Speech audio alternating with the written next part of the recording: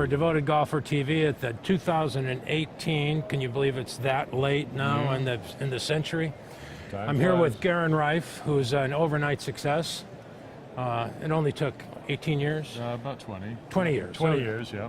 20 years. So this is the technology that I think is going to make a difference when it comes to putting, because this is the technology that makes up for off-center hits. So why don't you describe just a little bit what you've done as far as where what's the history and how did you come up with this idea? Well, I invented grooves. Invented grooves, of course. About 20 years ago, 21 years ago. That was how I got started. And that was the Rife Putter Company. The Rife Putter Company. The original two-ball that everybody's seen. The two-bar. Or two-bar, yeah. Two-bar, yeah. And I named it for that reason, too. It would sound like the two-ball. But actually, yeah, right. An interesting piece of history there. Right, I'm not dumb, right? But anyway, so, but the grooves on the putters was the real invention. There were straight grooves on putters. Yeah. And one of the things that I discovered when I first went out on PGA Tour was that every player, they'd pick them up and they'd roll a ball with the groove putter, and it wouldn't go as far than their putter with a mill face. So I knew that grooves. So I've always known that grooves don't hit the ball as far as no grooves. So because there's less contact surface. Yeah, so that gave you the idea that less contact surface means less energy transferred to the ball. Exactly. Ball doesn't go as far. Yep. Doesn't go as far. Okay, so but I know that off-center hits don't go as far. And that's not good. And well, if you take a putter and you hit it in the middle, it goes, let's say 25 feet. Right. All right. So as we move over here to say a half inch. Right. That 25 feet turns to 23 and a half feet, and it goes about 8 inches offline because the center of mass is in the middle. Right. Right. So those are called mishits. Another way of thinking about it is a golf ball with a line on it. Yeah. And if you hit it in the middle, the line stays nice and clean, and then if you hit it over here, the line starts to wiggle, and it wiggles more and more the further. Well, that means the center of mass of the ball is not in front of the center of mass of the putter. So that's a mishit. So it doesn't go as far. So how do you get everything to go the same distance? Well, I knew that it didn't go as far when you had grooves on a putter. So all I had to do was start to make the grooves smaller and the contact surface greater away from the center. We'll be looking at a visual here in a minute about that. But so what it does, it hits it progressively harder off center as you get away from the mishits. All go the same distance. The other thing was the gearing effect. You want me to talk about that? Okay. Yeah, sure, you bet. Okay, well, I'll tell you what. Well, then I did this with robot testing. Okay. So I'm just looking at it from what happens when the robot and the magnet release and the putter hits it, and then what happens to the shot, to the ball. And so what happened was that when I first did it, I had real wide grooves. I'm trying to overprove the concept, right? So I had real wide grooves, and they tapered real quick. And because of that, the ball, the outside balls were going further, and the inside balls were not going as far. And so I knew the technology worked by increasing the land area, but they were also crossing. Crossing going this way. The toe would go this way, he would go this way, and I said, well, what's going on there? That was a discovery. That's when fate smiles upon you, right? Yeah, so, we don't all think of it right off the bat. So what I did is I figured it had to be the V shape, making the ball go away to the opening. And then getting a gradual taper on it. Right, so what I had to do is tighten that V down a little bit so it didn't do that so much, so we get the balls to all go to the same place, the same distance. We have our graphic here that we show where all the balls are together. What actually happens on live video, which you can see on EvnRoll.com, on the technology page, is a robot test where we shoot it live, no editing, and the balls end up 23 and a half feet touching from the heel, toe, and center. I know. That is a breakthrough. That video is fabulous because it shows something you almost can't even believe. So you go to the EvnRoll website, click on the technology tab, scroll down to where there are two videos, and see for yourself. One shows you what normal putters do, and it was actually the same putter being tested twice, with just only difference was the technology on the face. So there you are. So now we have a new line, or we have a new product. So we do. What have you done this year that's like you were really proud of? Well, I'm really proud of some of the new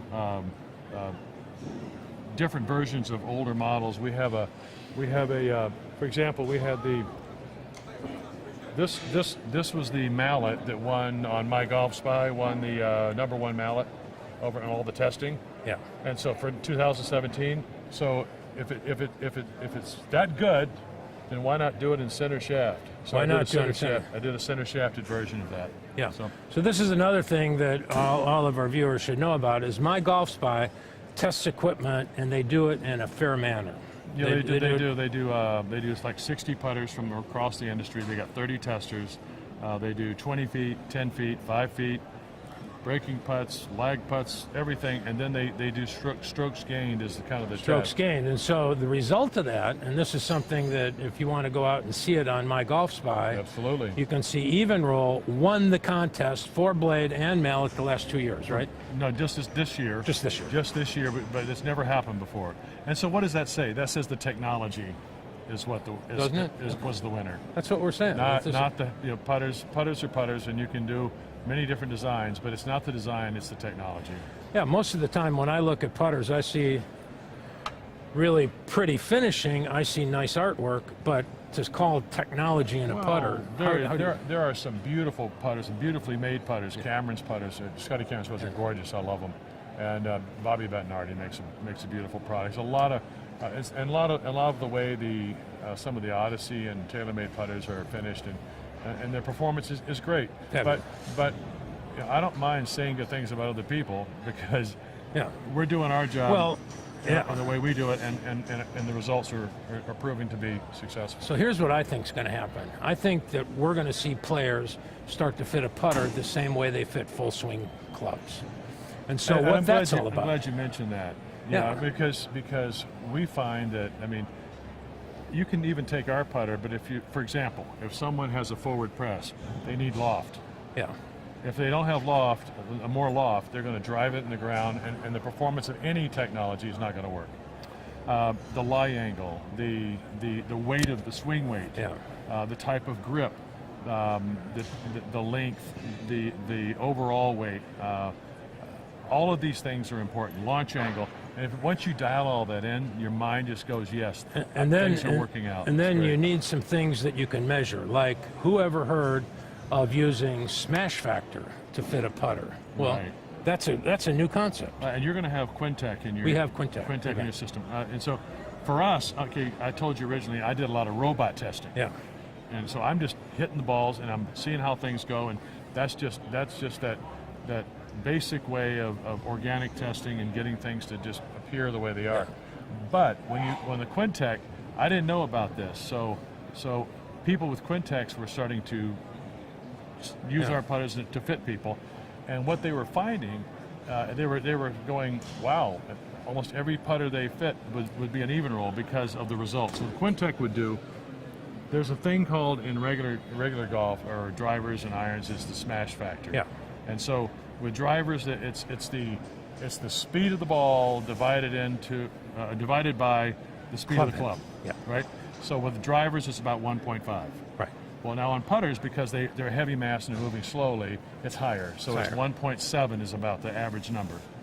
And so most putters go from 1.7. As you get over here to a half-inch off center, they drop to about 1.55 or 1.48. And that's in both directions on all putters. And that's a sure evidence that with less energy getting through to the ball, measured by smash factor, right? Which, by the way, Quintec calls impact ratio. It's called impact ratio, right? So, same thing, but it's impact ratio. So, what they were finding, and I was surprised, is that it was 1.7, 1.7, 1.7. 1.7 all the way across the face. So that's so that really empirically proved that the energy transfer was the same. Yeah. So you did something else on this putter that I think is really cool. You put two little dots right on either side of the alignment mark. Yes.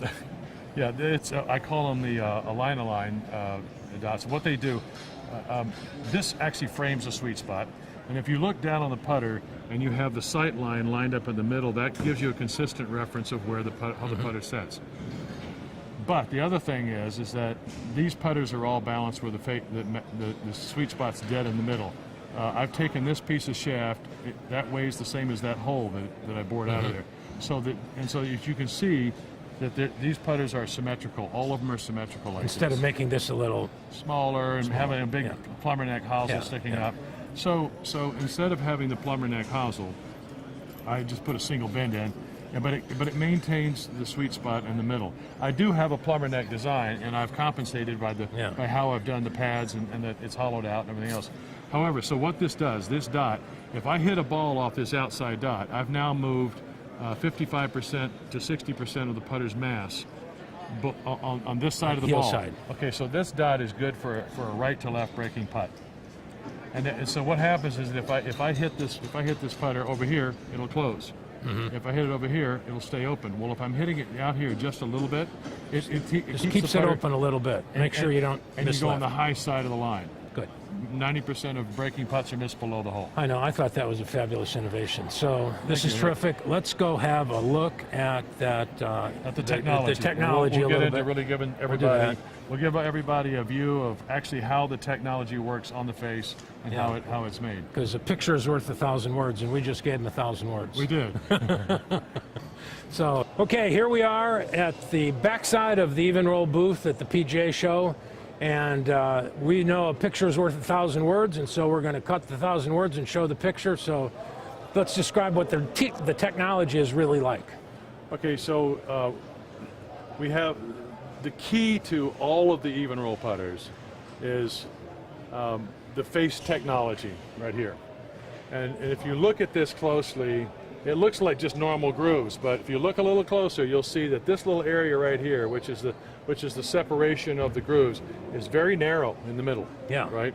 And so as we go out here, you can see that it gets wider and wider and wider and wider all the way out to here. Yeah. So because there's more surface contacting the ball, it hits it harder, but this is weaker out here. This is off center. Yeah. So when you move away from the center, you start to lose energy.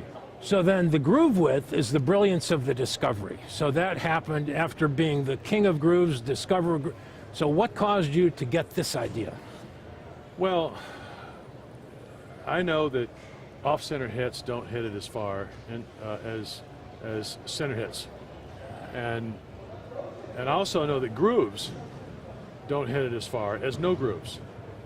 So how could I take those grooves and why? So why wasn't the ball going as far with grooves? Well, the reason is all this groove space right here doesn't touch the ball.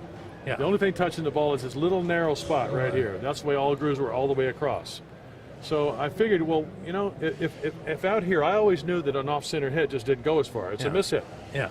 And the line will wiggle and all that sort of stuff. So it didn't go as far. So, and the more you hit it off center, the shorter it went, and the more off center it went. So what I did is I decided, you know what, if I just added more contact surface, I can maybe get them to go all the same distance. And so sure enough, I did. I came up with my first testing using robots, and sure enough, this hit it further out here where it was weaker. So did that come to you in a dream, or was this like a gradual thing? What you know, was it an explosion? Well, when you spend 20 years with grooves, Thinking around grooves. and conversations and knowing that the ball doesn't go as far, I knew the minute I was starting to see people trying to make the ball go the same distance, I knew just how to do it, and I did it with milling, and so I knew my own technology. That's all, and so I just knew that if I could change my technology and add less groove and more space, this hits the ball harder than this, and this is a miss hit. So it just made sense. It's just logic. So it's physics, basic physics. Perfectly logical. We just know more surface area helps the ball go a little farther. More energy transfer. So we change the surface area, and that's the source of the only thing I think you can call technology in putters that there is. Yeah. Maybe. Well, yeah. I always thought when I originally did grooves, they called it this new groove technology. I always thought technology was electronics or something or physics, but this is physics. Yeah. And it is a combination of ball speed and greens and loft angle and launch angle. All those things still have to be right. Yeah, and then you have to have, and now the whole thing about fitting, now we're going to be able to see the contact, see what the ball does, measure how solid it was by smash factor, and actually be able to fit a putter the same way we fit. Exactly, and the other thing is the gearing effect that I will mention real quickly. Okay. Okay, so typically putters with really high MOI, like this putter right here, the one we're showing up here, this has a resistance to twisting. That's what MOI is. And so this stays very firm and stable, but it also expands the sweet spot. So if the center of mass is way back here, you've got a V toward the face, and in between that V is the area which you can hit the ball, and it pretty much does everything. So I had to change the grooves a little bit for this particular putter. However, there's a gearing effect on putters that I want to talk about. And so when I originally did this, I had the ball, typically a ball will go, the center ball will go straight. This ball will go out about 8 inches and shorter, right? But it goes away from the center. In my testing, with these real wide grooves, in the first testing, the balls were crossing and going to the opposite sides. And because of that, I realized that this parabolic shape, this V shape, was actually gripping the ball and gearing it back toward the middle. And that was an accident. Yeah, you know, that was an accident? Yeah, we'll take the gift. You made a mistake on the milling program there? I did make a mistake, and it turned out to be the best thing about the whole deal. And so I was wondering, you know. Yeah, it gets rid of dispersion. That's why we have, I don't know if you can pan up to see this up here. We're going to look at this. Okay, so this is our thing, never miss hit. Again, it's kind of our little advertising thing. But this is the way the balls end up at 23.5 feet when we're doing the robot testing. And it's a repeated process. It always ends up, the balls always end up right there touching each other. So I think that's good. I think we really covered it. Great conversation. I hope that this really gets that story across. I don't see how we can possibly miss. So Leith Anderson, I could call you Dr. Guerin Rife almost. Come on, no, that's so King of Grooves, here we are in Orlando, Florida, 2018 for Devoted Golfers. So have some fun with this one.